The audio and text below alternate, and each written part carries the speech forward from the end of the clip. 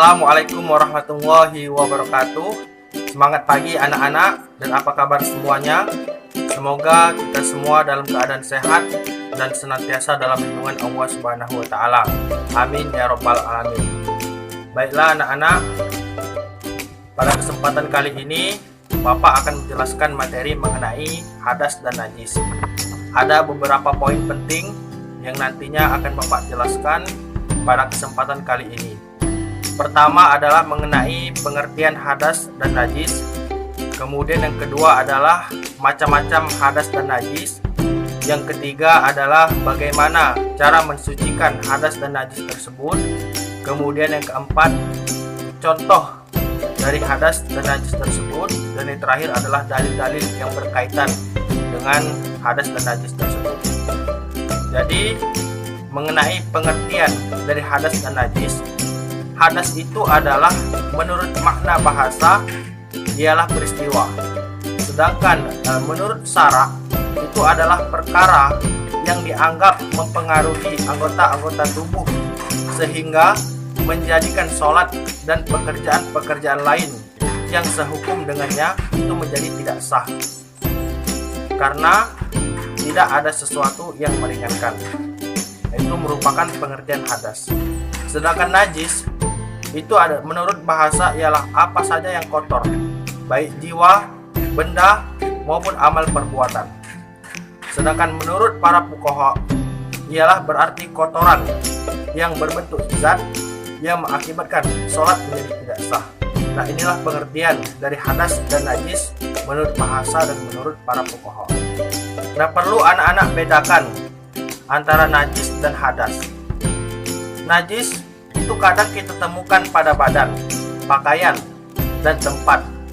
Sedangkan hadas itu terkhusus kita temukan pada badan. Jadi adik-adik, perbedaan antara najis dan hadas. Jika najis itu dapat kita temukan pada badan, pakaian, dan juga tempat. Sedangkan hadas itu khusus hanya kita temukan pada badan. Nah, najis itu bentuknya adalah konkret, sedangkan hadas itu berbentuk abstrak dan menunjukkan keadaan seseorang. Jadi yang dimaksud dengan konkret itu adalah nyata. Jadi najis itu berbentuk nyata, zatnya ada. Sedangkan hadas itu berbentuk abstrak, tidak kelihatan. Contohnya adalah ketika seseorang selesai berhubungan badan dengan istri atau berjima, maka ia dalam keadaan hadas besar. Kemudian ketika ia kentut, maka ia berarti terkena najis. Atau dalam maksudnya adalah terkena hadas kecil. Sedangkan apabila pakaiannya terkena air kencing, maka ia berarti terkena najis. Nah, hadas kecil itu dapat dihilangkan dengan berwudu. Dan hadas besar itu dengan mandi, yaitu mandi janabah atau lebih dikenal dengan mandi wajib. Sedangkan najis itu asalkan najis tersebut hilang, maka sudah membuat benda tersebut suci. Nah, mudah-mudahan kita semua dapat membedakan antara hadas dan najis. Kemudian poin yang kedua adalah macam-macam hadas dan najis. Pertama adalah macam-macam hadas. Satu, hadas besar. Hadas besar ialah keadaan seseorang tidak suci, dan supaya ia menjadi suci, maka ia harus mandi, atau jika tidak ada air atau berhalangan dengan tayamum. Dan mandi ini maksudnya adalah mandi janabah atau mandi wajib. Kemudian hadas yang kecil. Hadas kecil itu ialah keadaan seseorang tidak suci, dan supaya ia menjadi suci, maka ia harus wudu, atau jika tidak ada air atau berhalangan itu dengan tayamum.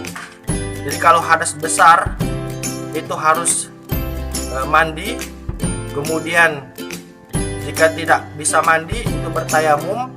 Sedangkan hadas kecil itu harus wudu, dan jika tidak ada air untuk berwudu boleh untuk bertayamum. Kemudian selanjutnya adalah macam-macam najis. Macam-macam najis itu lebih dikenal terbagi menjadi 3. Pertama adalah najis mughallazoh atau najis berat. Contohnya adalah anjing dan babi. beserta keturunan dari keduanya. Rasulullah SAW bersabda yang artinya, sucinya tempat air seseorang di antara kalian itu jika dijilat anjing ialah dengan dicuci 7 kali. Salah satunya itu dicampur dengan debu tanah. Hadis riwayat Muslim. Nah, maksudnya adalah di antara 7 kali dicuci itu salah satunya dengan menggunakan tanah. Kemudian yang kedua adalah najis mukhafafah atau ringan, yaitu najis air kencing bayi laki-laki yang belum berusia 2 tahun dan belum makan apapun kecuali air susu ibu. Ada sebuah riwayat yang mengatakan bahwasanya sesungguhnya Ummu Qais datang kepada Rasulullah SAW beserta bayi laki-lakinya yang belum makan makanan selain ASI. Sesampainya di depan Rasulullah SAW, beliau dudukkan anak itu di pangkuan beliau. Kemudian beliau dikencinginya. Lalu beliau meminta air. Lantas beliau percikkan air itu pada kencing anak-anak tadi. Tetapi beliau tidak membasuh kencing itu. Hadis riwayat Bukhari dan Muslim. Kemudian ada riwayat lain yang mengatakan bahwa kencing kanak-kanak perempuan itu harus dibasuh dan kencing anak laki-laki itu cukup dipercikkan saja. Hadis riwayat Tirmizi. Jadi kalau untuk anak perempuan yang masih kecil itu harus dibasuh, sedangkan untuk anak laki-laki itu cukup dipercikkan saja. Hadis riwayat Tirmizi. Kemudian yang ketiga adalah najis mutawasitoh atau sedang. Nah, najis mutawasitoh yaitu najis lain yang tidak termasuk kelompok mughalazah, juga kelompok mukhafafah. Contohnya adalah kotoran yang keluar dari kubul dan dubur manusia dan binatang, arak atau minuman keras, darah dan sebagainya. Kubul itu adalah kemaluan atau tempat keluarnya air kencing. Dubur itu adalah anus atau tempat keluarnya kotoran. Nah, perlu anak-anak ketahui bahwa najis mutawasitoh itu dibagi menjadi 2 bagian. Pertama, itu adalah najis ainiyah. Najis ainiyah yaitu najis yang dapat dilihat oleh mata, seperti kotoran atau air kencing manusia. Nah, cara membersihkannya ialah dengan menghilangkan najisnya terlebih dahulu, kemudian menyiramkannya atau mencucinya dengan air sehingga hilang bau, rasa dan juga warnanya. Nah, ini merupakan cara mensucikan najis ainiyah. Kemudian yang kedua, najis hukmiyah, yaitu najis yang tidak dapat dilihat oleh mata telanjang, seperti air kencing yang sudah mengering atau menguap. Nah, itu cara membersihkannya adalah cukup dengan menyiramkan air ke tempat najis sehingga hilang bau, rasa, juga warnanya. Nah, selain ketiga macam najis tersebut, ada pula yang memasukkan satu macam najis lagi ke dalam bagian-bagian najis, yaitu najis makfu atau najis yang dimaafkan. Nah, yang termasuk ke dalam bagian-bagian najis makfu adalah sebagai berikut. Pertama adalah bangkai binatang yang darahnya tidak mengalir atau memancar alias sedikit, seperti darah lalat, kemudian darah nyamuk, darah kutu dan sebagainya. Jadi ketika kita sholat kemudian ada nyamuk yang menggigit kita, kemudian kita tepuk dan keluar darah, maka itu termasuk ke dalam najis yang ma'fu atau najis yang dimaafkan. Kemudian yang kedua, darah atau nanah yang keluar dari tubuh sendiri dan jumlahnya sangat sedikit. Kemudian yang ketiga, debu atau percikan air di jalanan yang sulit untuk menghindarinya. Walaupun debu atau percikan air ini dimungkinkan bercampur dengan najis yang tidak terdeteksi wujudnya. Kemudian bulu yang najis tetapi sedikit jumlahnya. Kemudian selanjutnya adalah makanan yang jamin atau beku atau tidak cair yang terkena bangkai tikus atau cicak. Nah, Rasulullah SAW pernah bersabda yang artinya, sesungguhnya pernah ada tikus yang jatuh pada mentega lalu mati di dalamnya. Nah, hal itu lalu dinyatakan kepada Nabi Muhammad SAW dan beliau menjawab, "Buanglah bangkai tikus itu dan mentega yang ada di sekitarnya, lalu makanlah mentega itu atau sisa yang tidak terkena bangkai tersebut." Hadis riwayat Bukhari dan Ahmad. Kemudian najis yang tidak terlihat oleh mata telanjang karena saking sedikitnya. Kemudian selanjutnya adalah kotoran yang melekat di kaki lalat, dan terakhir adalah cairan yang keluar dari luka atau cacar selama cairan tersebut tidak berbau amis atau busuk. Nah, itulah merupakan macam-macam najis. Jadi secara jelasnya najis itu terbagi menjadi 3, yaitu najis mughallazo, mukhafafah, dan mutawassithah. Kemudian ada lagi yang memasukkan najis, macam-macam najis, yaitu najis ma'fu atau najis yang dimaafkan. Kemudian yang selanjutnya adalah cara mensucikan hadas dan najis tersebut. Pertama, cara mensucikan hadas, yaitu hadas besar harus disucikan dengan wajib mandi janabah, atau yang lebih sering kita dengar adalah mandi wajib. Kemudian yang kedua adalah hadas kecil, itu mensucikannya dengan wudhu atau tayamum. Nah, mengenai wudhu itu secara bahasa berarti keindahan dan kecerahan. Sedangkan menurut istilah syara berarti bersuci dengan air dalam rangka menghilangkan hadas kecil yang terdapat pada wajah, kedua tangan, kepala, kedua kaki, kemudian disertai dengan niat. Nah, kemudian rukun wudhu itu ada 6. Pertama adalah niat, kemudian yang kedua membasuh muka, kemudian yang ketiga membasuh 2 tangan sampai siku, kemudian yang keempat mengusap sebagian kepala, kemudian yang kelima membasuh kaki sampai mata kaki, dan yang terakhir adalah tertib, artinya berurutan. Tidak boleh pertama membasuh muka kemudian baru berniat, kemudian tidak boleh mengusap sebagian kepala kemudian membasuh muka, karena harus tertib, yaitu dimulai dari niat, membasuh muka, membasuh 2 tangan sampai siku, mengusap sebagian kepala, dan membasuh kaki sampai mata kaki. Yang terakhir adalah tertib atau berurutan. Kemudian hal-hal yang membatalkan wudhu. Pertama adalah keluarnya sesuatu dari 2 jalan. Kemudian yang kedua adalah tertidur dengan posisi tidak duduk yang tetap. Kemudian yang ketiga itu hilangnya akal, yaitu gila, pingsan, mabuk, dan sebagainya.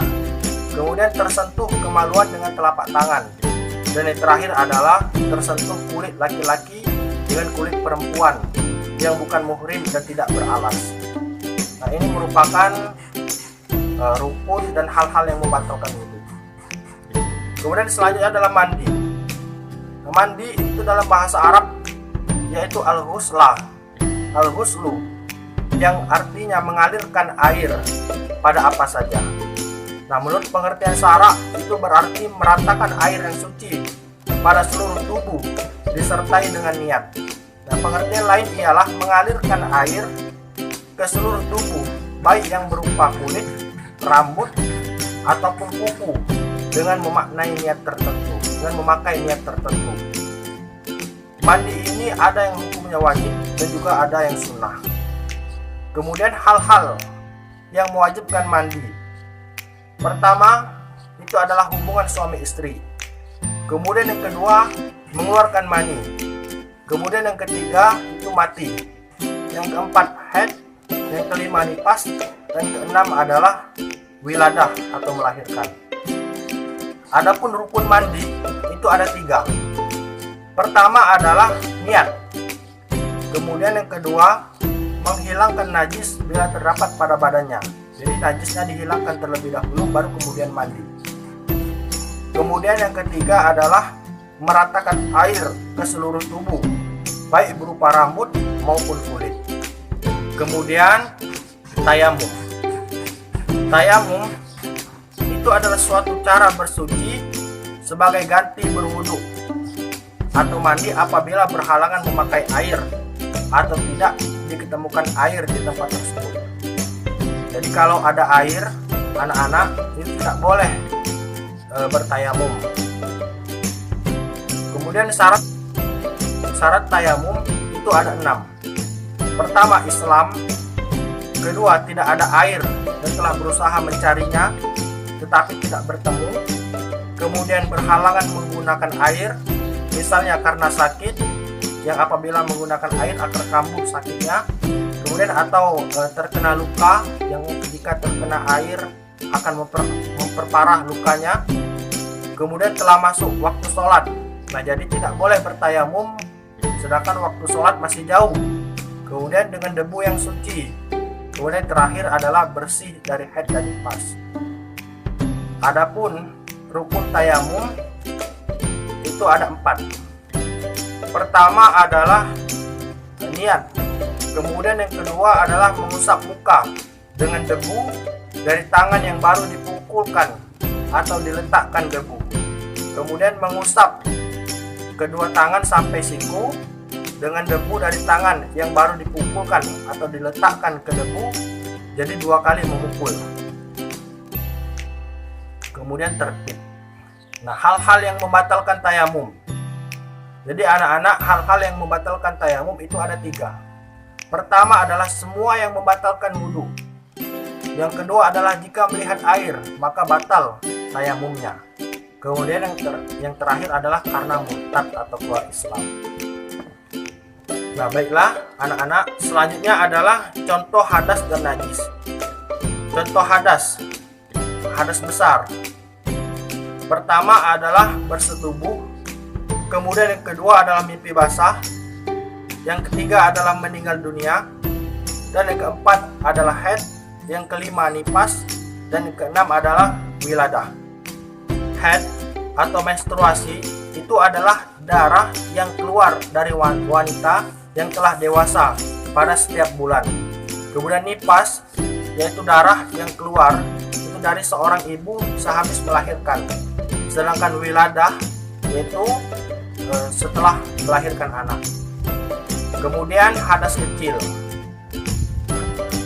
Hal-hal yang menyebabkan seseorang berhadas kecil ialah pertama adalah karena keluar sesuatu dari 2 lubang, yaitu kubul dan dubur.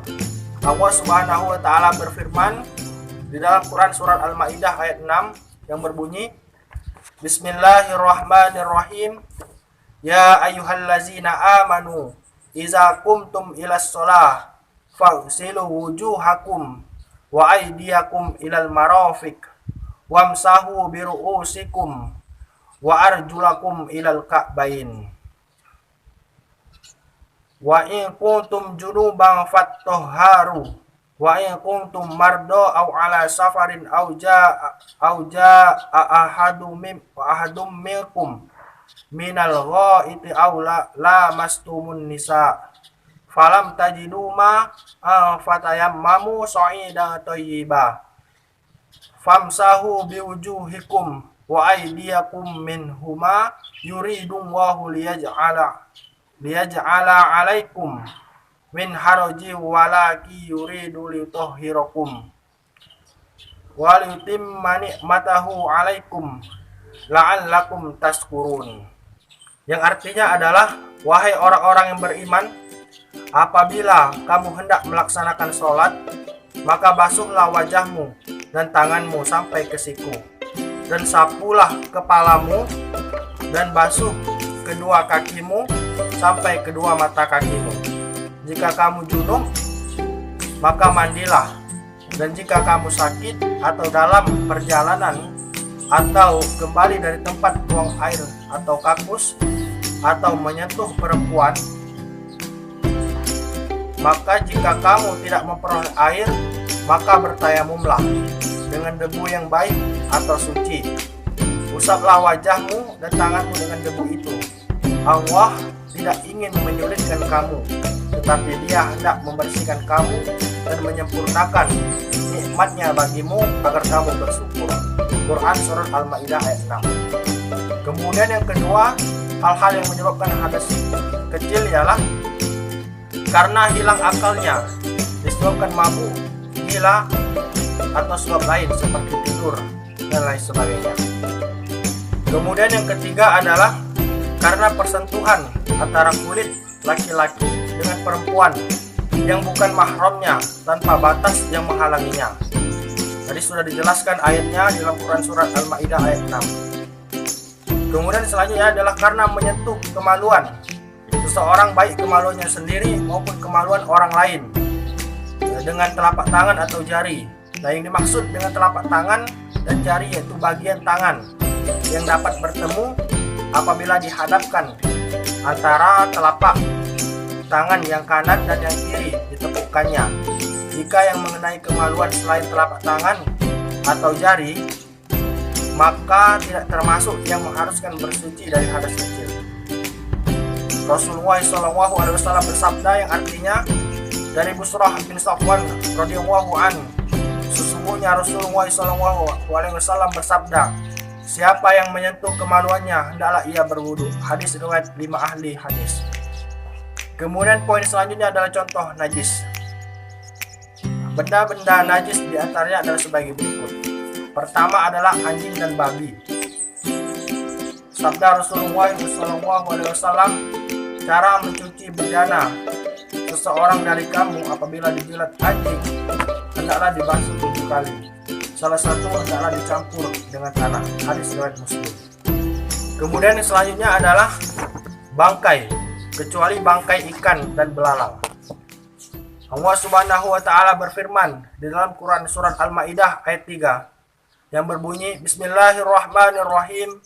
Hurrimat alaikumul maitatu waddamu walahmul khinzir wa ma uhilla li ghairillahi bihi wal munkhaniqatu wal mauqu zatu wal mutaraddiyah wan natiha wa ma akalas sabu illa ma zakkaitum wa ma zubiha 'alan nusub wa atastaqsimu bil azlam zalikum fis al yawma yasallazi nakafaru min dinikum fala takhshawhum wakhshawun al yawma akmaltu lakum dinukum wa atmamtu 'alaikum ni'mati wa raditu lakumul islam madina famanid turra fi masatin ghairu mutajanifil li itsmi fa innallaha ghafurur rahim. Artinya adalah diharamkan bagimu memakan bangkai darah, daging babi dan daging hewan yang disembelih bukan atas nama Allah, yang tercekik, yang dipukul, yang jatuh, yang ditanduk, dan yang diterkam binatang buas, kecuali yang sempat kamu sembelih. Dan diharapkan pula yang disembelih untuk berhala, dan diharapkan pula mengundi nasib dengan azyam atau anak panah, karena itu suatu perbuatan yang fasik. Pada hari ini orang-orang kafir telah putus asa untuk mengalahkan agamamu. Sebab itu janganlah kamu takut kepada mereka, tetapi takutlah kepadaku pada hari ini. Telah aku sempurnakan agamamu untukmu, dan telah aku cukupkan nikmatku bagimu, dan telah aku ridhoi Islam sebagai agamamu. Tetapi barang siapa terpaksa karena lapar, bukan karena ingin berbuat dosa, maka sungguh Allah Maha Pengampun, Maha Penyayang. Quran Surah Al-Maidah ayat 3. Sesuai dengan sabda Rasulullah SAW yang artinya, sesungguhnya yang haram ialah memakannya. Pada riwayat lain ditegaskan bahwa yang haram ialah dagingnya. Riwayat Jamaah Al-Hadis. Maksudnya adalah selain daging itu tidaklah haram. Kemudian bangkai manusia itu suci berdasarkan firman Allah Subhanahu wa taala yang berbunyi, Bismillahirrahmanirrahim. Walaqad karramna bani Adam wa hamalnahum fil barri wal bahr wa razaqnahum minat thayyibati wa faddalnahum ala katsirin mimman khalaqna taqdila. Yang artinya adalah, dan sungguh kami telah memuliakan anak cucu Adam, dan kami angkut mereka di darat dan di laut, dan kami beri mereka rezeki dari yang baik-baik, dan kami lebihkan mereka di atas banyak makhluk yang kami ciptakan dengan kelebihan yang sempurna. Quran surat Al-Isra ayat 70. Kemudian selanjutnya adalah darah. Nah, sesuai tadi sudah dijelaskan di dalam Quran surat Al-Maidah ayat 3 bahwasanya Allah SWT berfirman yang artinya, diharamkan bagimu memakan bangkai, darah, daging babi, dan daging hewan yang disembelih.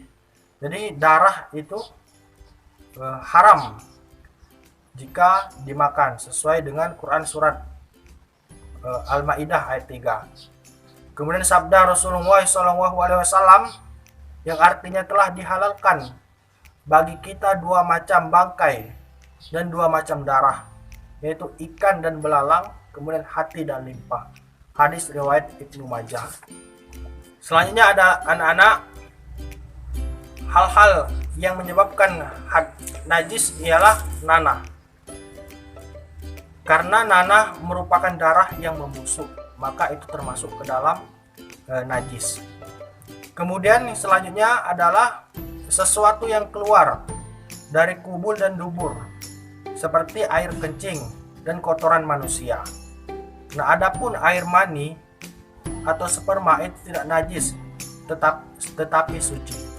Nah, hal ini sesuai dengan sabda Rasulullah SAW yang artinya, sesungguhnya Rasulullah SAW diberi 2 biji batu dan sebuah tinja keras untuk dipakai istinja. Beliau mengambil 2 batu saja, sedangkan tinja beliau kembalikan dan berkata, tinja itu najis. Hadis riwayat Bukhari.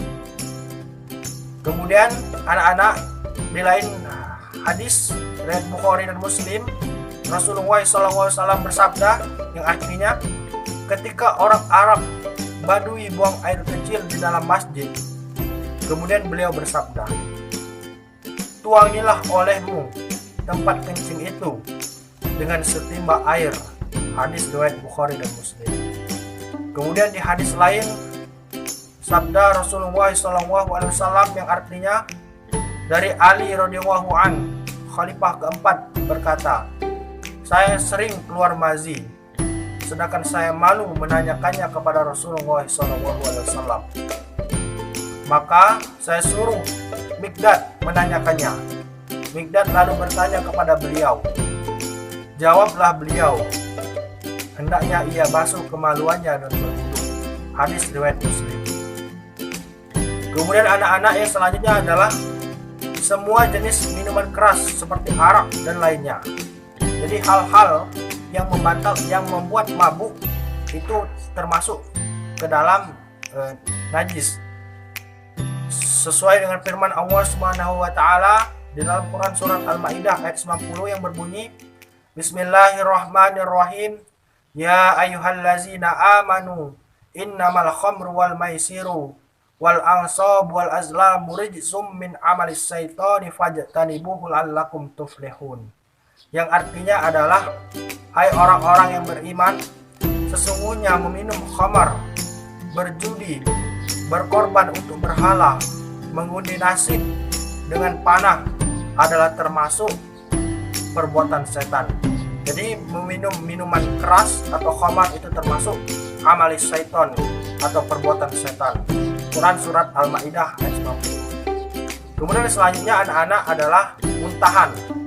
Kemudian selanjutnya adalah bagian tubuh binatang yang diambil atau dipotong ketika masih hidup, seperti irisan telinga kambing yang diiris ketika masih hidup dan lain sebagainya. Hukum bagian tubuh binatang yang diambil atau dipotong ketika masih hidup itu sama seperti bangkainya. Sesuai dengan firman Allah Subhanahu wa taala, Bismillahirrahmanirrahim. Wallahu ja'ala lakum min buyutikum sakana wa ja'ala lakum min juludil an'am buyuta tastakhifunaha yauma za'nikum wa yauma iqamatikum wa min aswafiha wa awbariha wa as'ariha asasaw wa mata'an ilahin.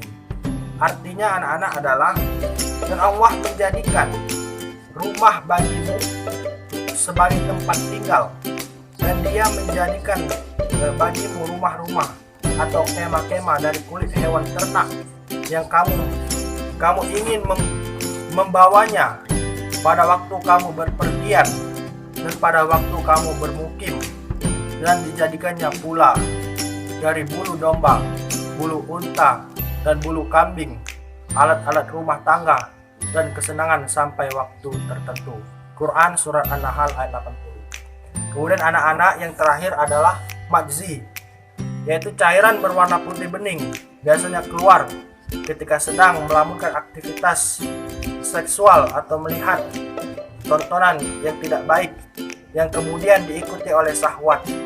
Perbedaan madzi dan mani adalah mani keluar ketika syahwat yang sedang memuncak, sedangkan madzi adalah keluar tidak dibarengi dengan syahwat yang tidak memuncak. Kemudian wadi yaitu cairan berwarna putih keruh yang biasanya keluar setelah buang air kecil atau membawa beban berat. Nah, mungkin cukup sekian penjelasan dari Bapak mengenai materi hadas dan najis, agar anak-anak lebih paham dan mengerti mengenai hadas dan najis tersebut. Kemudian cara mensucikannya, Bapak akan menampilkan sebuah video yang berkaitan dengan salah satu cara untuk mensucikan najis, yaitu dengan berwudu. Silakan adik-adik untuk melihat videonya. Terdengar azan sholat zuhur. Baim dan teman-teman bersegera menuju masjid. Baim bersegera mengambil air wudhu, dan ternyata Baim berwudhu tidak sempurna. Tak lama kemudian, Pak Guru Amir datang menghampiri Baim. Pak Guru Amir menegur Baim dan memberitahu Baim cara berwudhu yang benar seperti Rasulullah. Nah, teman-teman, begini cara wudhu yang benar. Pertama, membaca bismillah sambil mencuci kedua telapak tangan sebanyak 3 kali. Setelah itu berkumur sebanyak 3 kali. Dan setelah itu, menghirup air ke dalam hidung, lalu mengeluarkannya. Dilakukan sebanyak 3 kali. Membaca niat. Nawaitul wudu'a li raf'il hadatsil asghari fardhan lillahi ta'ala. Saat membaca niat, bersama-sama dengan membasuh wajah dan meratakan air ke wajah dilakukan sebanyak 3 kali. Selanjutnya, membasuh tangan kanan sampai siku sebanyak 3 kali, dilanjutkan tangan kiri sampai siku sebanyak 3 kali.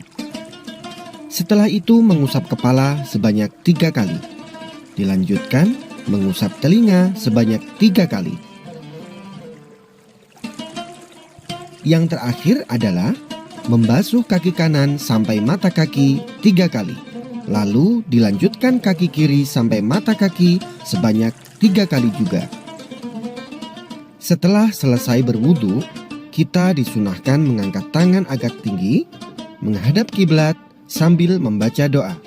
Asyhadu an la ilaha illallah wahdahu la syarikalah wa asyhadu anna Muhammadan abduhu wa rasuluh. Allahumma ij'alni minat tawwabin waj'alni minal mutatahhirin waj'alni min ibadikas salihin. Amin. Dan jangan lupa, semua rukun wudhu harus dilakukan dengan tertib atau berurutan. Baiklah anak-anak, setelah anak-anak melihat video yang telah Bapak berikan, agar anak-anak lebih paham dan mengerti mengenai salah satu cara untuk membersihkan najis, yaitu dengan berwudu. Sebelum Bapak menutup pelajaran kali ini, Bapak akan memberikan soal kepada anak-anak. Bapak akan memberikan 3 pertanyaan. Yang pertama adalah jelaskan perbedaan antara hadas dan najis. Kemudian yang kedua, jelaskan bagaimana cara mensucikan hadas dan najis tersebut. Kemudian yang terakhir adalah Sebutkan minimal 5 contoh hadas dan najis dan jelaskan masing-masing dari kelima contoh tersebut. Nah, mungkin ini saja penjelasan dari Bapak mengenai materi hadas dan najis. Lebih dan kurangnya Bapak mohon maaf. Semoga bermanfaat untuk kita semua. Syukron ala ihtimamikum. Wallahul muwaffiq ila aqwamit thoriq. Wassalamualaikum warahmatullahi wabarakatuh. ليكن يومك للشعب ودادا ليكن حبك للأرض بداد ليكن يومك للشعب ودادا